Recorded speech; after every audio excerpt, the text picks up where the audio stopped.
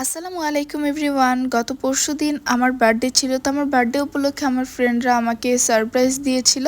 তো আমি অ্যাকচুয়ালি অনেক বেশি শকড হয়ে গিয়েছিলাম ওদের সারপ্রাইজ দেখে, কারণ আমি ভেবেছিলাম যে আমার বার্থডে উপলক্ষে সেরকম কোনো প্ল্যান থাকবে না ওদের, যেহেতু আমি আগেই ওদেরকে বলেছিলাম যে আমার বার্থডে ট্রিটটা ওদেরকে ঈদের পরে দিব। যেহেতু সামনে পরীক্ষা আর টানা প্রেজেন্টেশন কুইজ এগুলো চলছেই, তো এই জন্য আমি ভেবেছিলাম যে পরীক্ষাটা শেষ হোক, তারপর একদম মাইন্ড ফ্রেশ করে দেন সবাইকে ট্রিটটা দিব। তো এদিকে ক্লাস শেষ করে সবাই দেখি যে এই রুম ওই রুম ঘুরছে। তো ফাঁকা একটা রুম খুঁজছে যেখানে আর কি আমাকে ওরা কেক কাটবে বা সারপ্রাইজ দিবে। যাই হোক, তারপর ভার্সিটির পুরানো বিল্ডিংয়ের একটা রুম ম্যানেজ হয়ে গিয়েছে আর সেখানেই আমরা কেকটা কেটে ফেলি। আসলে এটা আমার লাইফের এই ফার্স্ট টাইম কেউ আমাকে এভাবে ভার্সিটিতে কেক কেটে সারপ্রাইজ দিয়েছে। আর আমার যে অন্যান্য ফ্রেন্ডরা আছে ওরা সবসময় আমাকে বাসায় এসে সারপ্রাইজ দিত।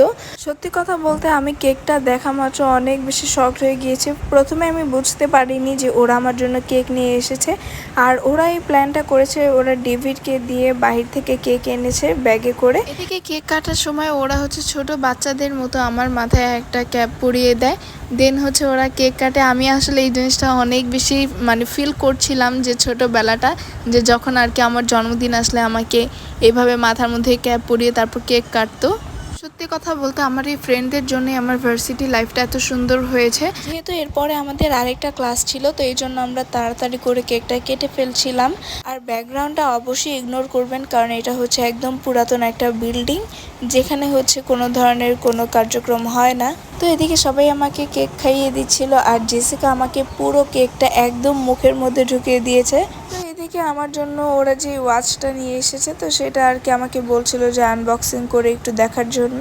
এটা আমার কাছে অনেক বেশি ভালো লেগেছে, আর গিফট মানেই ভালো লাগা।